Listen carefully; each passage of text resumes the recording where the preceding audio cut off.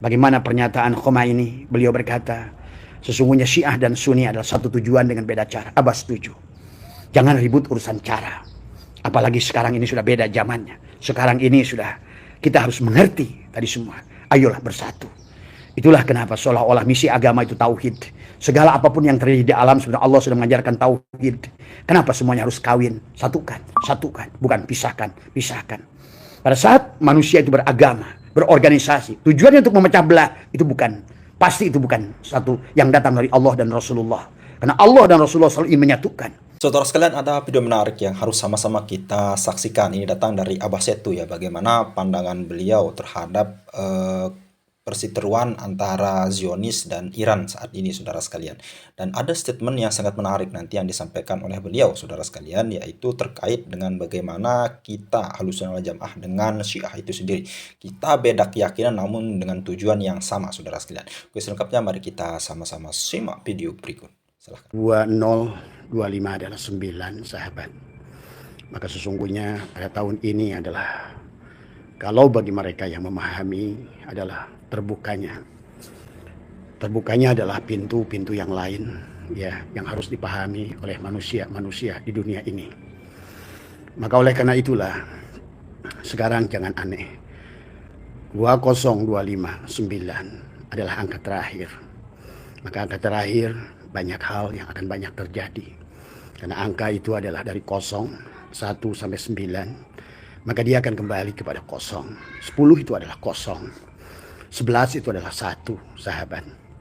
Maka jangan aneh kalau hari ini kita harus mampu menahan diri. Siapa yang mampu menahan diri maka insya Allah akan baik-baik saja. Tetapi kalau tidak mampu menahan diri, itulah kenapa sekarang jangan aneh. Pemimpin-pemimpin negara, pemimpin-pemimpin dunia seolah-olah ingin menunjukkan kekuasaannya masing-masing. Demikian pula di negara kita tercinta. Bagaimana ada ikhtiar, ada upaya dari sekelompok orang yang terus ini adalah membuat keributan di negara ini, sahabat. Bagaimana mereka menjelekkan Pak Jokowi, kemudian menyerang Pak Prabowo, kemudian dan sebagainya. Ini adalah harus dipahami juga adalah secara rohani. Bahwa memang 2025 adalah, terlebih lagi sekarang, Abah ingin mengajak sesungguhnya adalah mulai Juli nanti, kata Abah juga. Masalah akan semakin meningkat sampai nanti Desember adalah lebih adalah tanggal 27 Desember ya. Karena 27 adalah diawali juga dengan bulan 7 nanti adalah di mana gerbang ini adalah akan menjadikan, jangan aneh kalau hari ini juga terjadi perang antara Israel adalah terus-terusan menyerang Gaza. Inilah hanya titik awal, sahabat.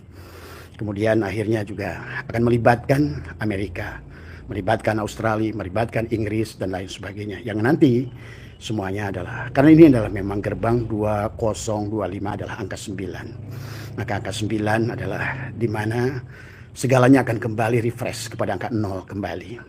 Maka marilah Abah mengajak kepada apapun permasalahan. Apa yang dikatakan oleh pemimpin Iran, Abah setuju ya. Beliau adalah Ayatullah Khomeini, adalah pemimpin spiritual Islam ya. Beliau bukan seorang presiden, tetapi beliau lebih didengar melebihi presiden, melebihi jenderal-jenderal yang ada di Iran. Karena mereka sangat meyakini ya, yang harus kita adalah sadari, siapapun kita ya sahabat, apakah engkau mengakui adalah Syiah sebagai kebenaranmu maupun Sunni adalah sebagai kebenaranmu, adalah pahamilah tentang sejarah Syiah dan Sunni ini.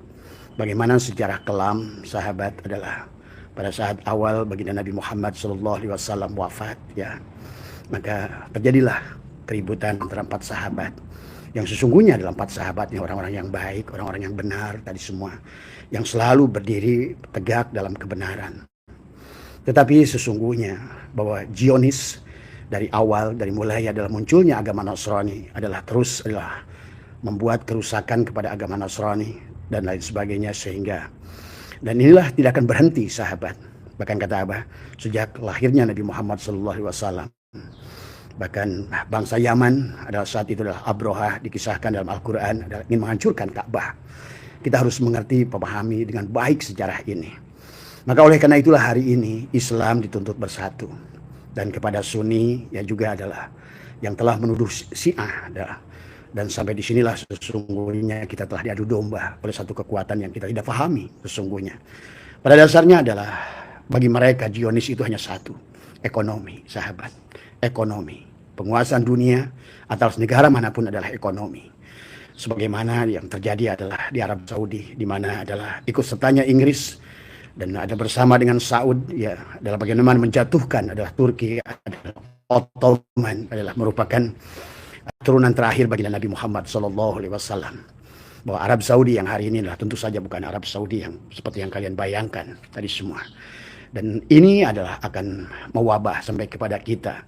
Apalagi pada saat itu sahabat adalah setelah terjadinya perang salib, di mana adalah gereja memerintahkan beberapa negara termasuk Portugis, Spanyol, Belanda adalah ingin menyebarkan, inilah kata Abah, dari 3 agama yang merupakan keturunan Ibrahim, sahabat, adalah Yahudi, Nasrani, dan Islam akan diadu domba dari awal.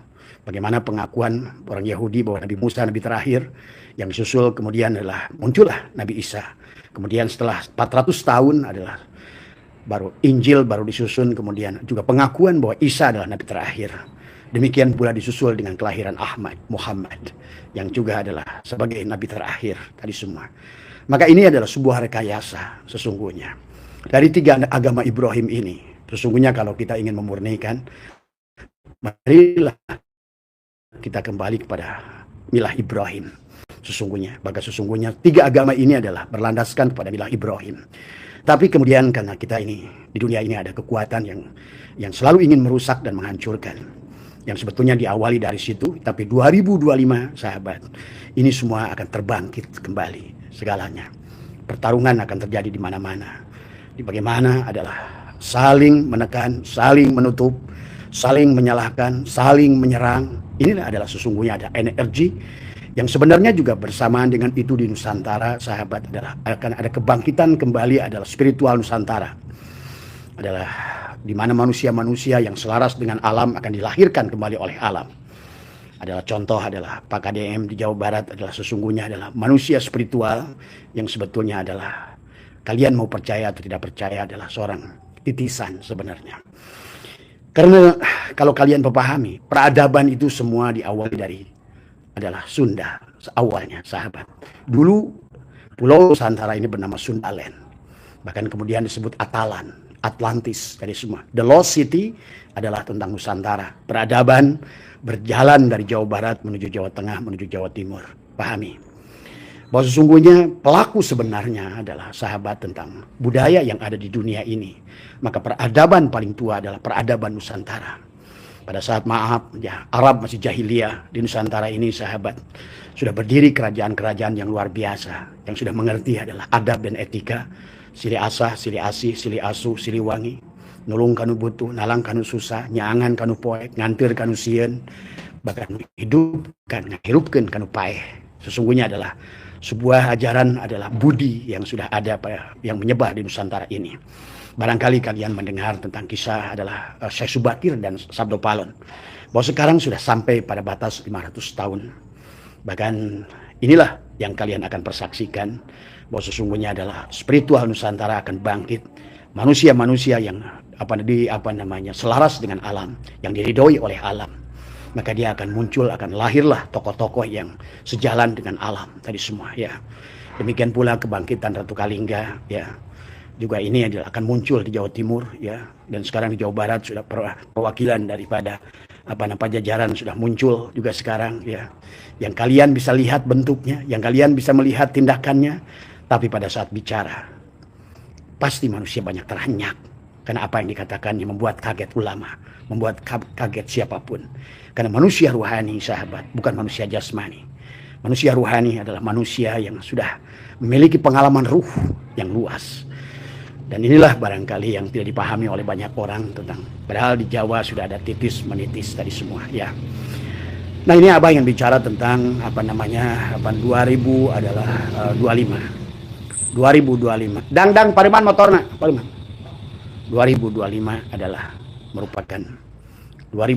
adalah merupakan pintu gerbang yang mana ini adalah akan semakin eskalasinya semakin meningkat. Fitnah kepada orang-orang yang sesungguhnya memiliki peran, termasuk Pak Jokowi. Pak Jokowi adalah Jangan kalian adalah coba-coba adalah karena kalian tidak tahu siapa sebaliknya Pak Jokowi itu. Nah inilah bagi orang-orang yang sesungguhnya pikirannya hanya menggunakan akal, tidak akan memahami adalah apa yang dipahami oleh orang-orang rohani. Pemimpin kita adalah Gus Dur, sahabat, sangat memahami itu, ya. Karena Abah adalah dulu sering ketemu dengan Gus Dur di salah seorang ulama langitan, Syekh Ibnu Mas'ud, yang di daerah adalah di daerah Sukabumi, ya, di Nyalindung. Adalah beliau selalu adalah dulu itu adalah berada di sana bersama Bahdi. Silakan tanya kepada orang-orang dekatnya Gus Dur, ya sahabat. Beliau tidak pernah memperlihatkan sebagaimana ulama-ulama Timur Tengah. Beliau tidak menggunakan imamah, beliau tidak mau menggunakan gamis karena beliau mencerminkan adalah seorang aulia Nusantara. Aulia Nusantara tidak perlu, ya. Maka inilah kalian bedakan antara budaya dan akidah. Orang sekarang Indonesia, Islam Indonesia, terkadang terlalu memaksakan budaya Arab ke Indonesia. Ingatkah pidato Pak Karno? Kalau kalian ingin jadi Islam, jangan jadi orang Arab. Kalau kalian ingin jadi Hindu, jangan jadi orang India. Kalau kalian ingin jadi Buddha, jangan jadi orang Cina. Kalau kalian ingin jadi komunis, jangan jadi orang Rusia. Inilah tentang budaya, sahabat. Pahamilah, budaya Nusantara telah dikikis habis. Bagaimana dari penulisan Senokorgronya, Panderplas, adalah orang-orang Belanda dari dahulu telah merubah banyak hal. Nama gunung diganti, nama tokoh-tokoh adalah diganti, kisah-kisah adalah diganti. Bagi orang-orang yang hanya menggunakan rasional, dia tidak memahami tentang spiritual, tentu sulit untuk memahaminya. Tapi kalian akan bisa merasakannya adalah saat ini.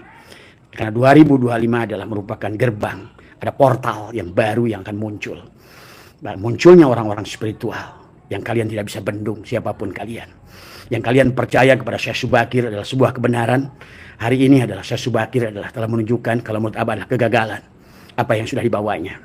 Dan inilah yang dituntut oleh Sabdo Palon kepada Syekh Subakir adalah bahwa kalau kalian benar dengan cara kalian, maka 500 tahun yang akan datang aku akan menagih janji kamu. Dan Abah bersama dengan komunitas orang-orang sahabat-sahabat rohani, ya percayalah sahabat, di Nusantara kita ini banyak orang-orang hebat. Dan orang-orang hebat itu hanyalah pelaku-pelaku masa lalu yang kembali ada pada masa kini. Mereka hanya mengganti casing saja. Mereka hanya menggunakan tubuh-tubuh yang ada, menitis kembali kepada orang-orang yang hari ini. Nah inilah barangkali yang kalian tidak akan fahami, sulit memahaminya. Bahwa sekarang adalah para raja akan bangkit kembali, tetapi menggunakan tubuh-tubuh yang ada pada masa ini. Nah inilah yang harus kalian fahami. Adapun dengan pernyataan dari Ayatullah Khomeini, ya, atau siapa pemimpin spiritual Islam itu, bahwa Sunni dan Syiah sesungguhnya adalah satu tujuan. Abah setuju dengan itu. Karena sesungguhnya kita telah selama ini telah sadar atau tidak sadar telah diadu domba. Karena sesungguhnya adalah kita bisa bayangkan bagaimana kisahnya di awal adalah pada saat seorang Ansor yang mengaku sebagai Rijalul Ansor ingin menggantikan menjadi khalifah yang pertama. Yang inilah yang kemudian terjadilah dengan berhadapan dengan Umar bin Khattab, yang kemudian dilerai dengan datanglah Abu Bakar As-Siddiq di situ, yang penghujungnya adalah terjadilah pembaiatan kepada Abu Bakar As-Siddiq sebagai khalifah yang pertama. Maka kalian pun kita harus paham. Maka seolah-olah khalifah itu ada dua. Khalifah yang pertama itu khalifah yang dari segi kemanusiaan diangkat oleh manusia saat itu adalah karena ada seorang yang bernama Sa'ad bin Ubadah yang ingin jadi khalifah, yang telah dibisiki oleh orang-orang Zionis yang ingin menghancurkan 4 sahabat Nabi ini sebelum bahkan Nabi Muhammad dikuburkan, sahabat. Kemudian inilah, tetapi khalifah dari segi adalah perjalanan ruhani sesungguhnya ada pada Ali bin Abi Thalib. Dan inilah sudah dilihat di Sirah Nabawiyah, ada dijelaskan bagaimana pada saat baginda Nabi Muhammad SAW sebelum sakaratil maut. Dikisahkan tentang bagaimana beliau diskusi dengan Malak Jibril alaihissalam. Sesungguhnya Nabi Muhammad khawatir dengan keadaan. Tetapi kemudian Jibril malah menjanjikan kenikmatan kepada Muhammad. Ya Muhammad, apa yang kau khawatirkan? Allah siap menerimamu dan menunggumu. Karpet merah telah digelarkan untuk ruh agungmu untuk kembali kepadanya. Kata Muhammad, bukan masalah itu. Tetapi sesungguhnya adalah yang takutkan adalah bagaimana umatku ini. Nah inilah sahabat, kekhawatiran Rasulullah tentu saja. Beliau adalah orang yang paling arif, orang yang paling ma'rifat, orang yang paling basyariahnya adalah terbuka. Tentu sudah melihat gejala itu. Maka kalian bisa melihat dan membaca kembali di dalam. Silahkan apakah ada yang ditulis oleh Haikal adalah Hayatul Muhammad ataukah tentang Sirah Nabawiyah, kisah bagaimana 4 sahabat ini adalah harus berhadapan. Pada saat Umar bin Khattab dan Abu Bakar As-Siddiq kembali di satu tempat, pada saat beliau sudah dibaiat secara aklamasi, ya, sesungguhnya yang ditunjuk oleh Rasulullah dan Fatimah adalah saksi hidupnya adalah Ali bin Abi Thalib. Dan ini sejalan sesungguhnya dengan beliau selalu berkata adalah akulah kotanya ilmu dan Ali adalah pintunya. Akulah rumahnya ilmu dan Ali adalah pintunya. Maka banyak ulama-ulama termasuk Ibnu Arabi yang mengatakan siapapun yang tidak mengambil ilmu dari Ali, ya berarti dia telah mengambil ilmu bukan dari pintu Rasulullah, tetapi dia adalah dari pintu maling, dari jendela barangkali, dari loster barangkali. Dan inilah akhirnya menjadi Sunni dan Syiah belakangan, sahabat. Karena sesampainya adalah Abu Bakar As-Siddiq dan Umar bin Khattab sampai ke tempat pemakamannya baginda Nabi, maka Fatimah dan Ali sangat marah, sahabat. Dan itulah Fatimah menuduh Abu Bakar dan Umar. Ini adalah harus kita pahami bagaimana ada Sunni dan Syiah, akhirnya Islam adalah terpecah-pecah. Bahkan nanti Imam Ja'far As-Shadiq yang merupakan keturunan dari Rasulullah termasuk adalah orang keluarga yang dekat dipitnah sebagai Syiah. Dan akhirnya disitulah padahal Imam Ja'far As-Shadiq adalah merupakan guru daripada, dan beliau adalah pencetus fuqaha yang pertama.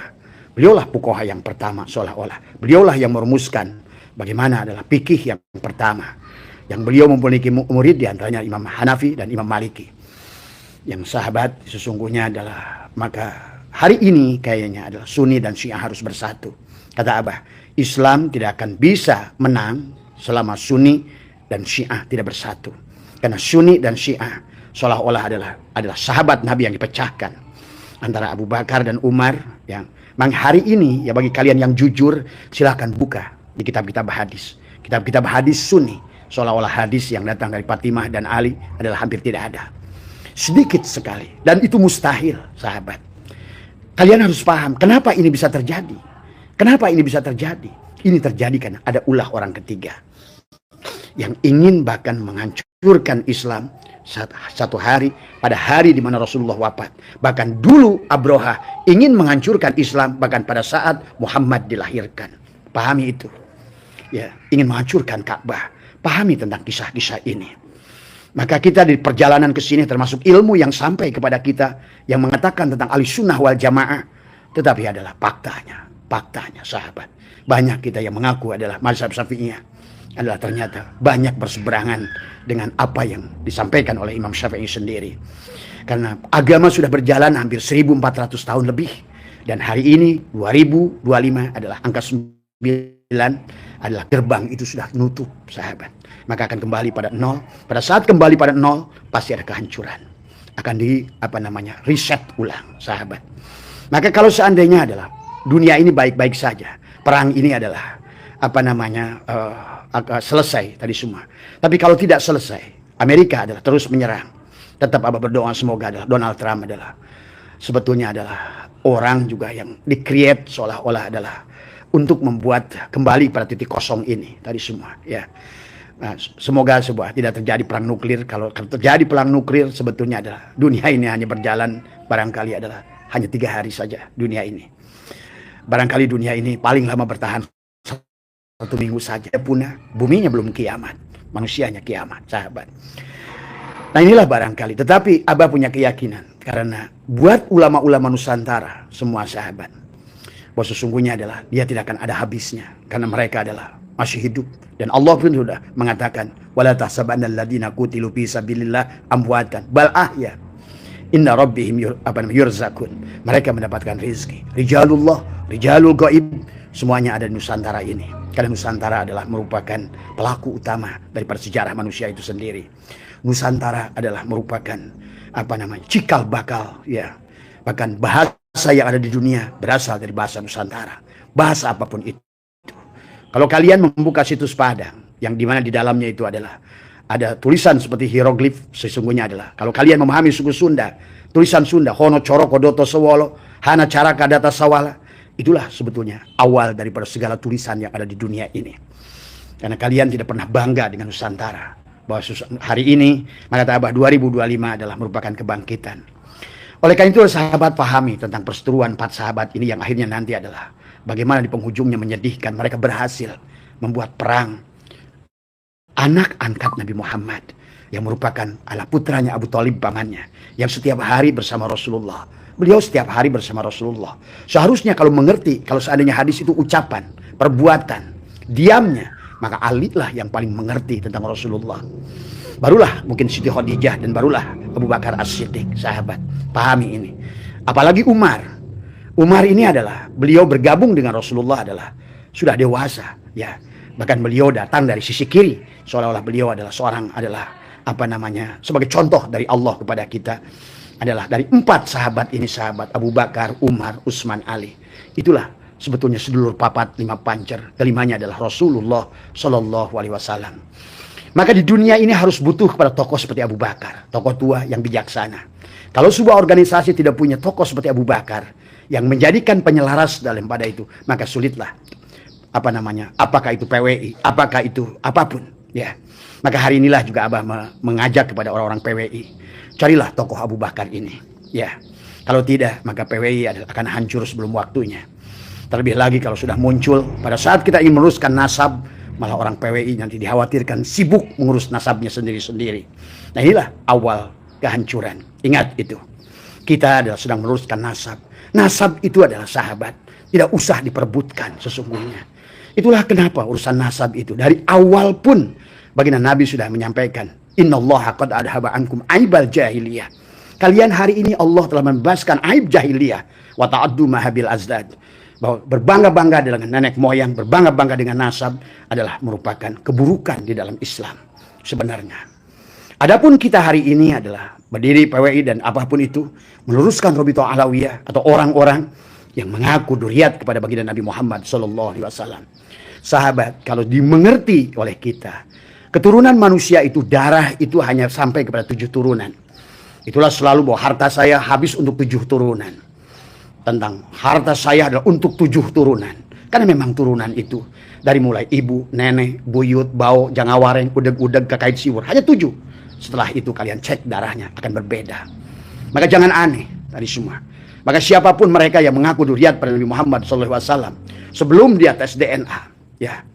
Dan kata Abah, kalau seandainya adalah patokannya adalah J1, maka Abu Jahal juga J1, Abu Lahab juga J1.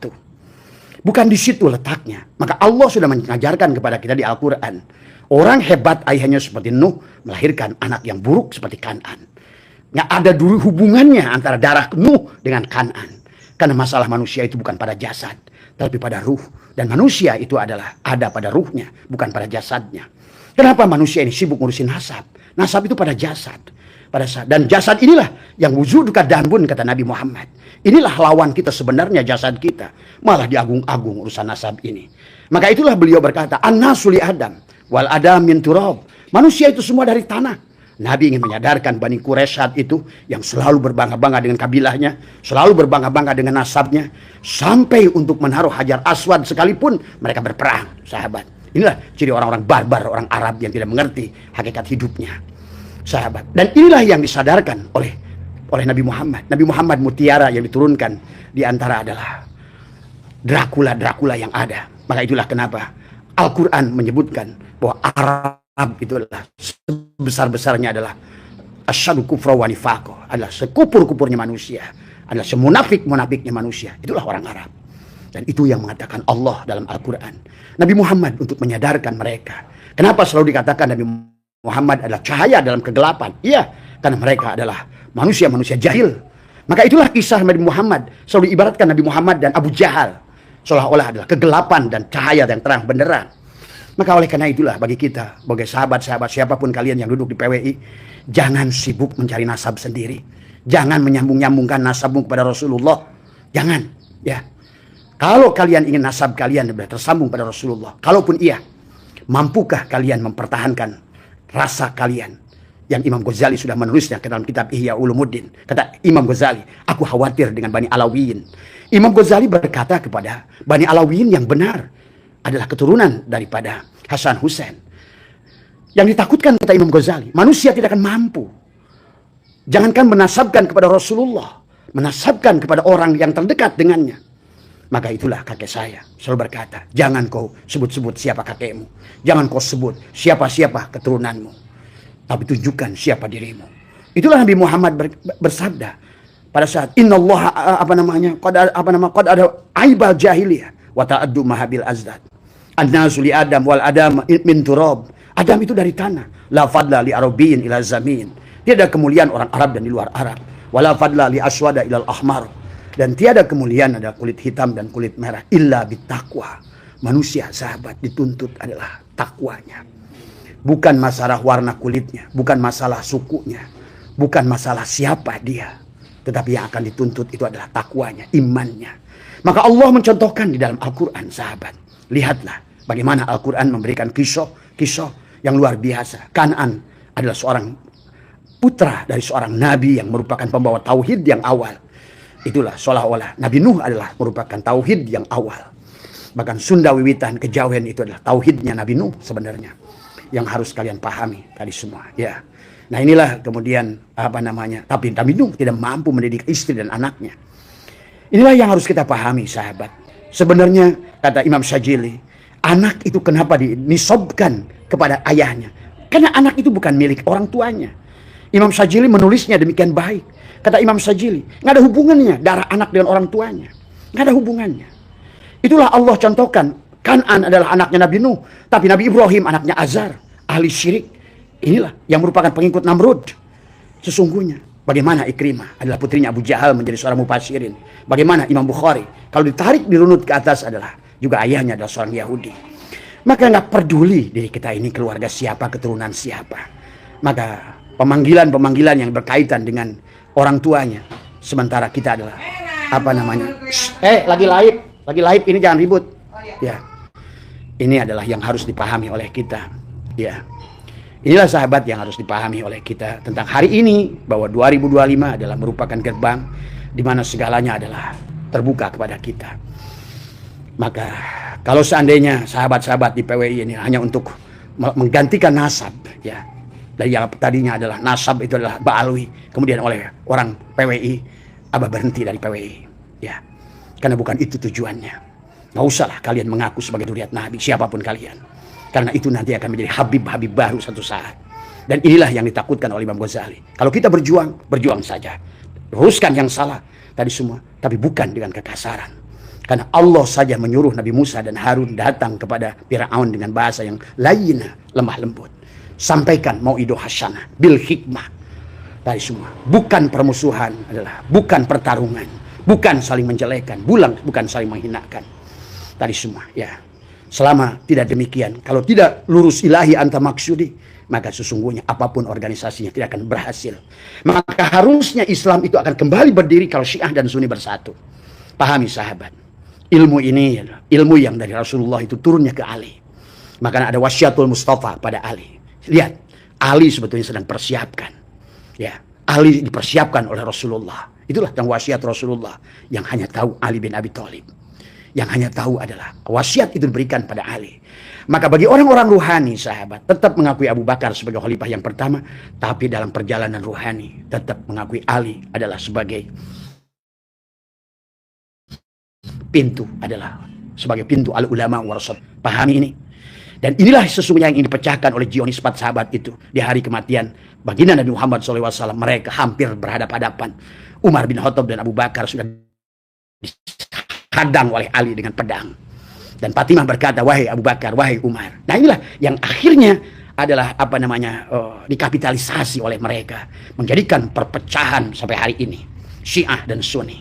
Sehingga orang Sunni tidak mendapatkan mutiara-mutiara ilmu Ali. Dan selalu ketakutan kalau pada saat mempelajari ilmu Ali dituduhnya Syiah. Padahal sahabat, lihat Iran hari ini. Bahkan kita sebagai orang Sunni, negara yang Sunni kadang-kadang malu dengan Iran. Diembargo oleh negara-negara, dianggap sebagai Syiah. Maka hari ini, kemarin dengan pidato jadi Syiah dan Sunni adalah satu tujuan. Maka jangan sampai adalah kita berpecah belah. Karena pada saat 4 sahabat ini tidak bisa dipisah, sahabat. Sedulur papat 5 pancer ini tidak bisa dipisah. Abu Bakar kita butuhkan, tokoh tua yang bijaksana. Umar bin Khattab kita butuhkan, orang yang datang dari kalangan gelap. Kemudian beliau adalah bicara kebenaran dengan luar biasa. maka kita butuhkan tokoh seperti adalah Umar bin Khattab ini. Utsman bin Affan kita butuhkan adalah seorang kaya seperti Abdurrahman bin Auf, adalah orang yang kaya yang sesungguhnya adalah kita butuhkan Utsman bin Affan ini. Demikian pula adalah Ali bin Abi Thalib, tokoh muda yang berilmu. Barangkali sekarang sudah dimunculkan adalah orang-orang adalah seperti dalam tokoh siapa adalah Ali adalah ada pada siapa? Ada pada Kiai Imaduddin Utsman, tadi semua tokoh pemuda cerdas tadi semua ya. Tapi juga harus dibarengi dengan kebijaksanaan Abu Bakar.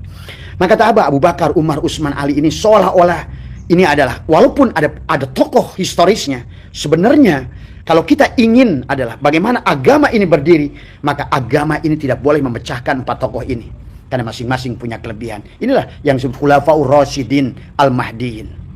Tapi kemudian sahabat setelah baginda Nabi perang, akhirnya nanti adalah putrinya Abu Bakar, Aisyah, yang dipanggil oleh Rasulullah ya Humairah, yang selalu ada kesayangan Nabi Muhammad. Nabi Muhammad sampai dikisahkan di dalam surat An-Nisa pada saat beliau merasa tidak pernah adil dalam beliau adalah dalam melakukan poligami karena hatinya selalu cenderung pada Aisyah. Apa kata Allah? Ya Muhammad, kamu tidak bisa adil. Manusia itu nggak bisa adil. Kecenderungan hatimu, aku yang menempatkan kamu selalu di hatimu ada Aisyah. Allah sendiri adalah mengkisahkan dalam Al-Quran tentang itu. Tapi kemudian Aisyah harus berperang dengan Ali bin Abi Thalib. Bayangkan, Ali bin Abi Thalib adalah seolah-olah berarti adalah apa namanya, sangat dekat dengan Aisyah.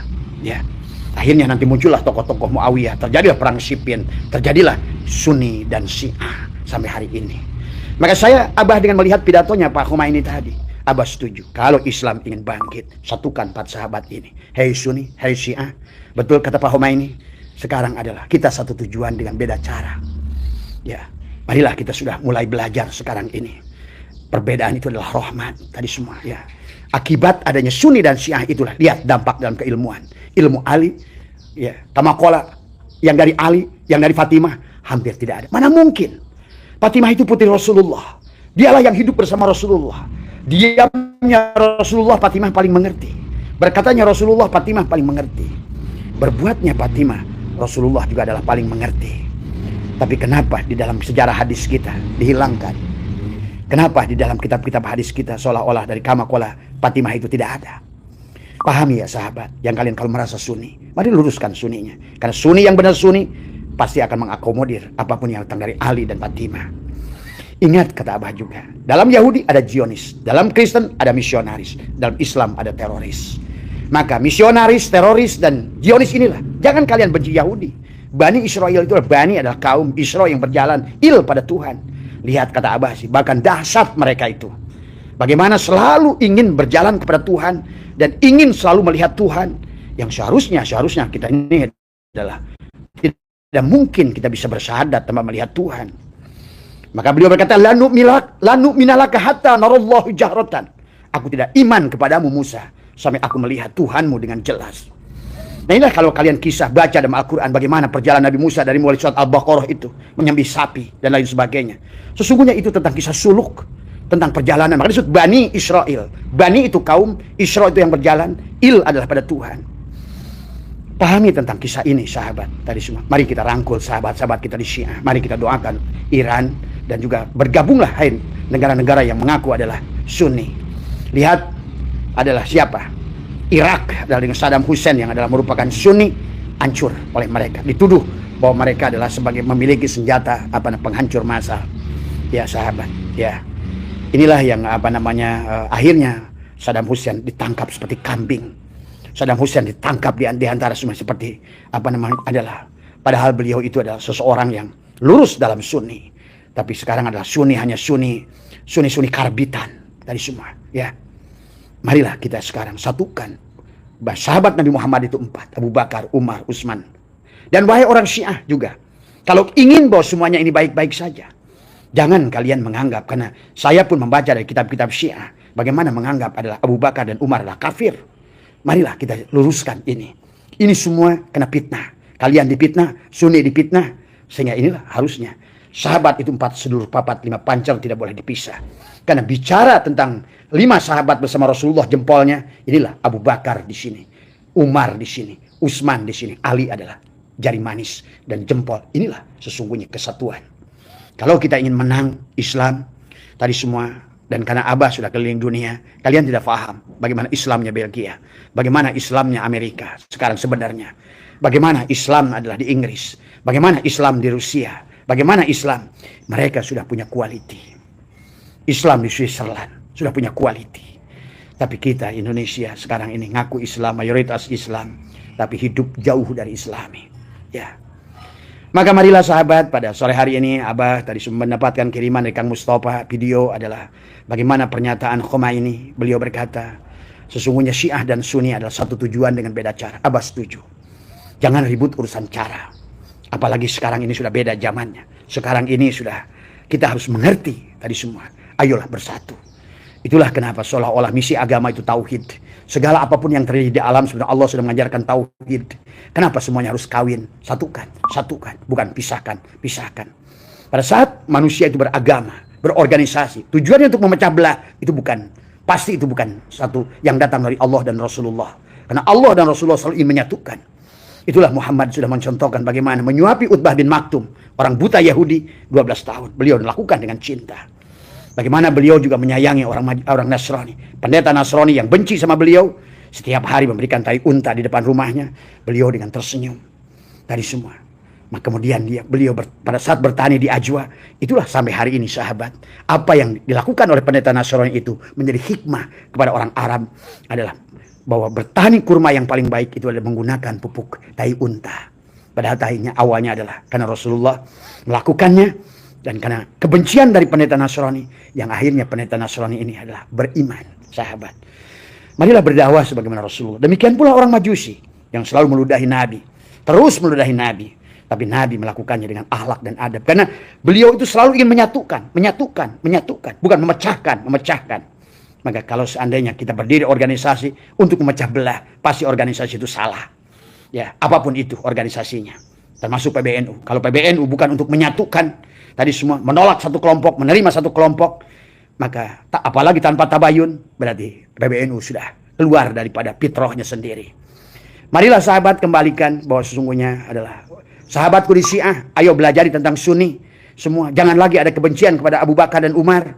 Dan sahabat Sunni, berhentilah juga membenci kepada seolah-olah walaupun Sunni tidak memperlihatkan kebencian, tapi menolak segala ilmu seolah-olah dari Syiah. Padahal kalau menurut Abah, mutiara ilmu itu datang dari Iran. Imam Ghazali orang mana? Lihat, kalau kalian runut ulama-ulama Persia, semuanya datang dari Persia.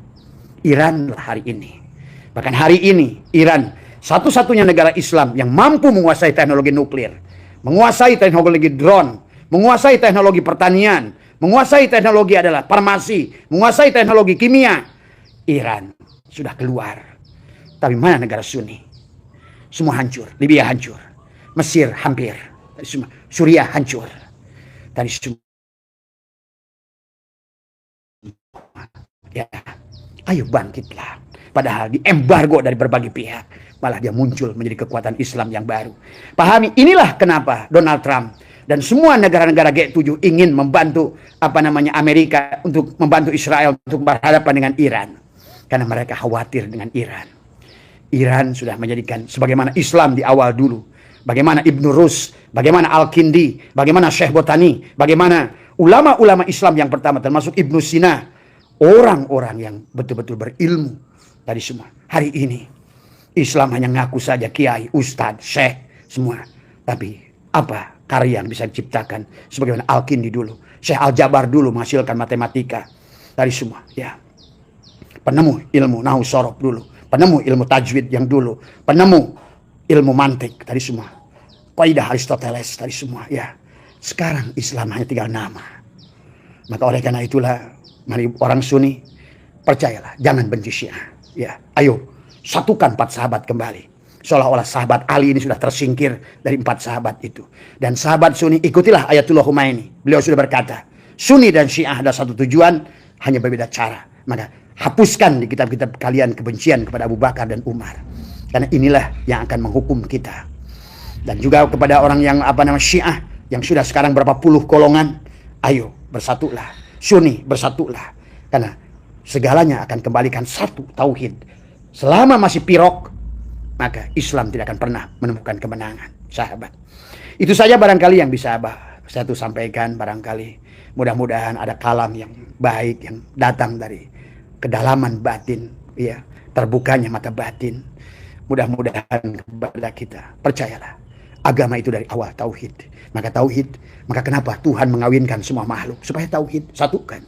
Laki-laki perempuan kawinkan, siang dan malam kawinkan, tulijul laila fin nahar wa tulijul nahari fil lail wa tulijul hayya minal mayyit, kawinkan hidup dan mati. Tadi semua pahami tentang mati dan hidup, ya. Pahami tentang siang dan malam, pahami tentang bulan dan bintang, pahami tentang segalanya. Maka dulu Ibnu Rus berhasil menentukan ilmu falak karena melihat bintang hari ini. Dan orang-orang rohani sekarang 2025 menyaksikan adalah pintu gerbang.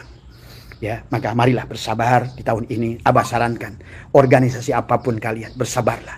Karena hari ini memang ada masa di mana kita ingin saling menunjukkan kekuasaan kita. Setiap orang ingin sampai kepada pendapatnya yang baik. Lihat kasusnya, kasus Pak Jokowi, kasus Pak Prabowo, kasus apa semua. Semua ini akan muncul, sahabat.